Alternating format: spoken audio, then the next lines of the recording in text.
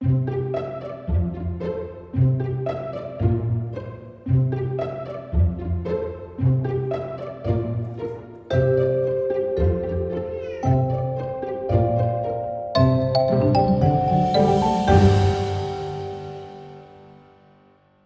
家好，欢迎来到巧儿早咖，我是巧儿。想要让家里的白吐司有不一样的口味变化吗？之前呢，我做过10种厚片吐司的不同抹酱，让你呢天天可以吃不一样的吐司口味。今天呢，要跟你分享吐司的另外一种华丽变身，就是法式吐司。你可能觉得法式吐司有什么了不起的？不就是沾蛋液啊，沾牛奶这样煎一煎 ？No， 那你可能没有吃过真正好吃的法式吐司。这个做法呢，我第一次吃到的时候惊为天人，因为我这辈子真的从来没有吃过这么好吃的法式吐司。那我今天呢，就要跟你分享我的终极法式吐司做法。影片的后半部呢，会做一些实验比较，让你看一下呢不同的做法做出来的法式吐司，它的口感啊，还有质地有什么样的差异。准备好颠覆你对法式吐司的想象了吗？那我们就开始咯。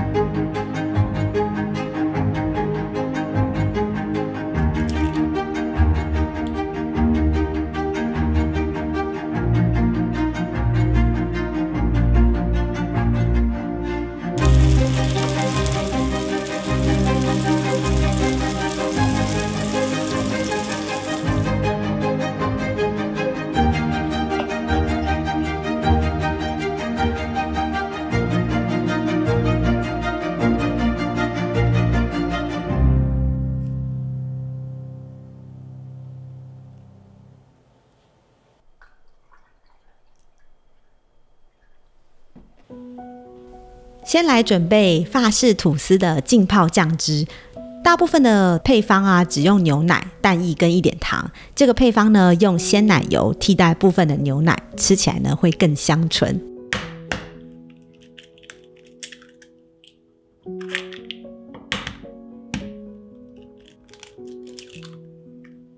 2颗全蛋，加入砂糖。另外加入香草精、肉桂粉这2种香料，让吐司呢多一种香气。即使啊你平常不爱肉桂粉，我仍然推荐呢加一点。煎完呢其实吃不太出来有肉桂味啦，但是呢会有种说不出来的温暖香气。小当家不爱肉桂，他都说有加比较好吃。法式吐司呢最重要就是吐司。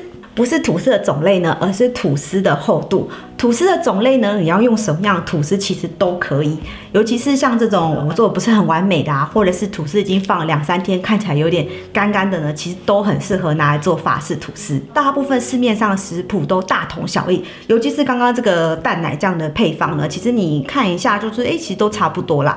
最重要就是常常食谱上面会写说那个吐司进到这个液体的时间。有些食谱短则呢，它会告诉你浸个20秒就赶快拿起来；有些食谱呢会说一定要浸个2个小时以上。那为什么会有这么大的一个时间上差别呢？其实就是吐司的厚度。我一开始呢，就是买那种超市切好那种吐司，不是都薄薄的一片嘛？然后我拿到食谱说是要浸2个小时，我就乖乖的照做。结果2个小时，我再回来 check 之后，发现那个吐司整个融化成一片很像海绵的感觉，在里面这样载浮载沉，蛮恐怖的。那个就完全不行拿来煎成法式吐司。那如果你的食谱呢上面写时间很长的话呢，表示它使用的吐司的厚度呢是越厚的。那这一次呢，我在实验的时候呢，其实我就实验把吐司切成不同厚度，然后煎出来那个法式吐司的口感会怎么样？我实验了1公分、2公分、3公分、4公分，然后我发现呢，大概3公分是最理想的一个厚度，4公分呢也可以。不过4公分呢，最后我会发现，即使你浸的时间很长，那个吐司的中心啊，就是无法吸收到蛋液，做起来还是会比较像吐司的口感。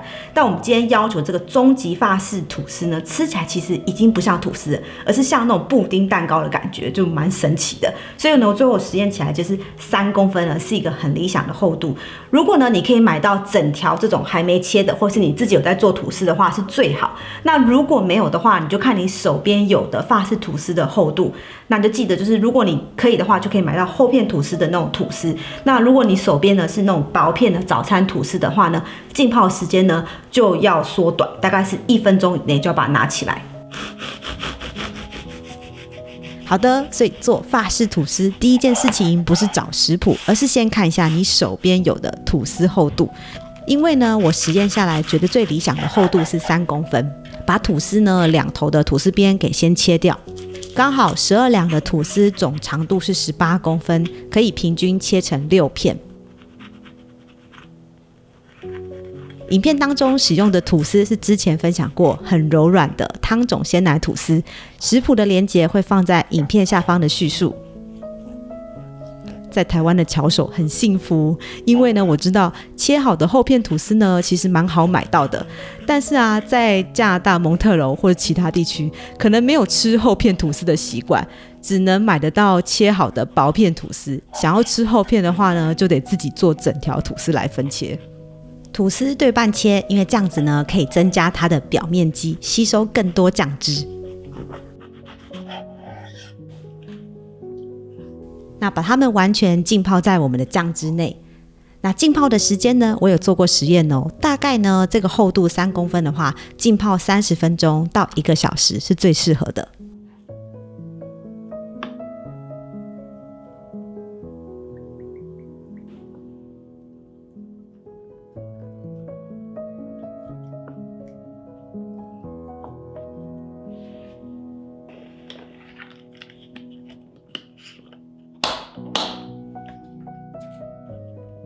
那我把它装在保鲜盒的好处呢，就是浸完之后呢，可以稍微晃一晃，让吐司呢更平均的吸收到它的酱汁。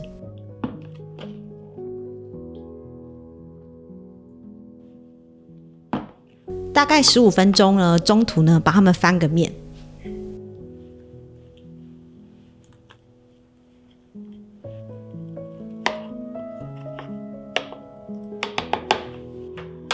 接下来准备煎吐司咯，开小火预热锅子约2到3分钟。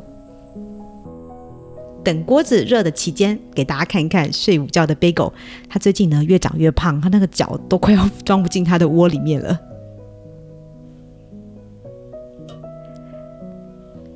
放上1小块奶油，那这时候呢也刚好可以顺便看一下锅子会不会太热。如果奶油放下去之后整个变成咖啡色的，表示锅子太热，要稍微关火让它降温一下。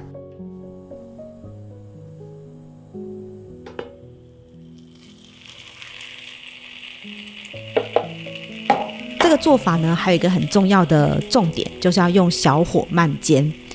开小火慢慢呢才能煎出这种布丁的滑嫩口感，每一面呢都要煎3分钟。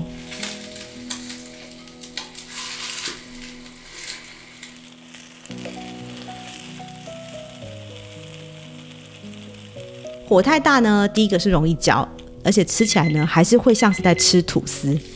那如果煎的时间呢不够呢，就是吃起来呢会有点湿湿的，因为它有点不够熟，所以口感不是很好。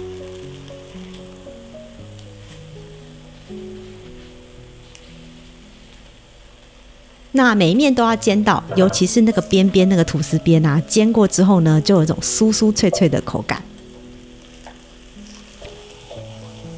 法式吐司啊，算是我妈她会做少数的西式早餐的选项，所以我从小吃到大。不过我妈的做法就是厚片吐司，然后沾完酱汁之后快速的煎一煎，所以我吃过这么多次，直到这一次我自己做这个做法，我才知道说哦，原来法式吐司可以达到这样的一个美味的境界，还有这样子很不一样的口感。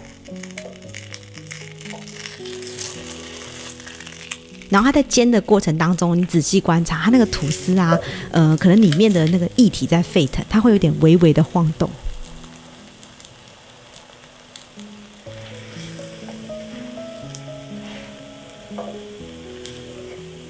上半部呢，跟大家分享我觉得最理想的法式吐司做法，不过口说无凭嘛。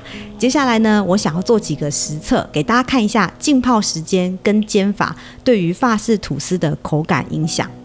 第一个变数是缩短浸泡的时间，那原本是要浸泡30分钟，我把它缩短到15分钟，那其他都不变。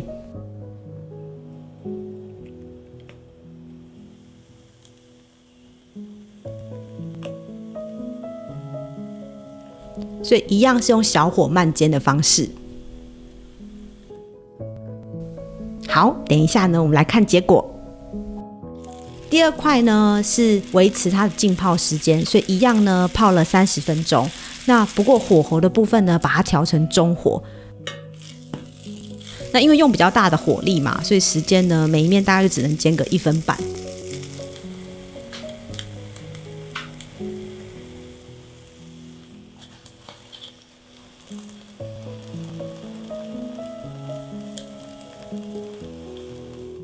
所以很快速呢就可以起锅了。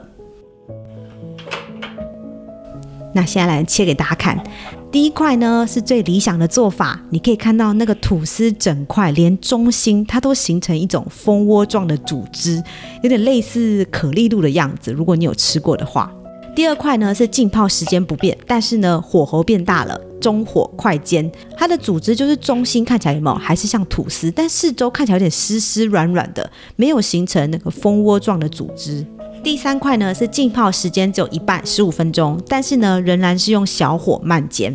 那这一块呢也是一样没有蜂窝型的组织，不过至少它周围看起来呢不会是湿软的，是干爽的感觉。所以法式吐司即使外观看起来都差不多，但是切开来见真章哦，内部的组织呢光是用看的就有差别。那来实际试吃比较一下它们的口感。第一个是正常版，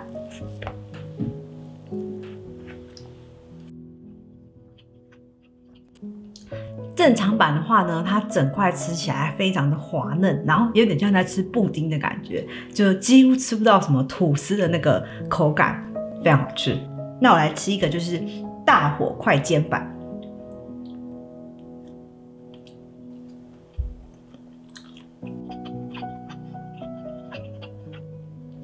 你可以从我那个咀嚼次数就知道，大火快煎版呢，它边边呢的确是蛮湿润，可是有一点点那种 soggy 就是软烂的感觉，然后中间呢还有吐司原本的口感就很有嚼劲，就蛮普通的。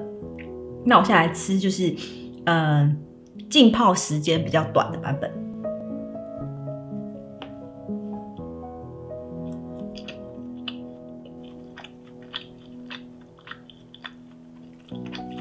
浸泡时间比较短呢，它边边呢，然后因为我们煎的时间呢还是蛮长的嘛，每一面都有3分钟。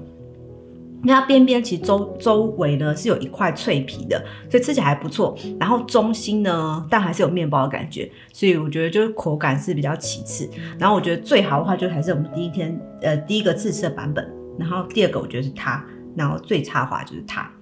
这一次为了找出终极法式吐司的做法，不仅食谱配方上呢我实验了好几个，最后呢选出我觉得最棒的配方。另外针对吐司的厚度、浸泡的时间跟煎法都有做了实验比较，推荐还是现煎的最好吃，因为可以享受到有点酥酥的外皮跟内部滑嫩的布丁口感产生对比，单吃就好好吃，连贝狗都被吸引来了。奢华一点的吃法当然是撒上一点糖粉，淋上枫糖，搭配清爽的水果一起吃，推荐给你，尤其是周末在家里比较有空嘛，用这个做法慢慢煎出布丁法式吐司，每一口都会吃得心花怒放哦，超级享受的。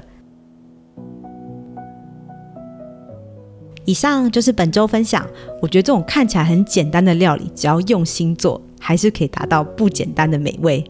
如果你喜欢这次影片的话呢，记得帮我按赞留言，然后分享给喜欢吃吐司的朋友们。我是巧儿，我们下次见咯，ciao。